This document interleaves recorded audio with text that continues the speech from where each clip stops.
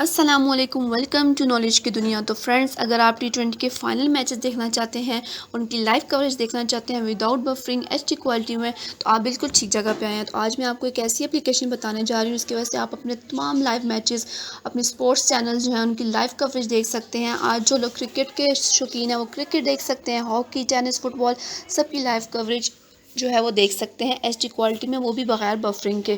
तो इससे पहले अगर आप इस चैनल पर नए हैं तो चैनल को ज़रूर सब्सक्राइब कर लें और साथ में दिए गए बेल आइकन को प्रेस करें ताकि हर इंटरेस्टिंग और इन्फॉर्मेटिव वीडियो आप तक पहुंच सके।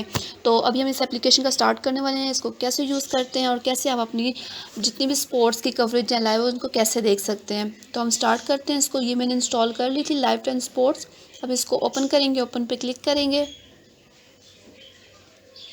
ये हमने ओपन पे क्लिक कर दिया। हमारे पास सबसे पहला ऑप्शन है वॉच, इस पर क्लिक किया। अभी हमारे पास लोडिंग हो रही है जी। इस रेड बटन को क्लिक करेंगे, थोड़ा सा वेट करना पड़ेगा, इजीली हो जाएगा। ये जी हमारे पास पहला ऑप्शन 10 स्पोर्ट्स लाइव, इस पर आप जैसे ही क्लिक करेंगे तो आपकी जो भी लाइव कवरेज आपकी फेवरेट स्पोर्ट की चल रही होगी वो आप उसको इजी विदाउट बफरिंग देख सकते हैं।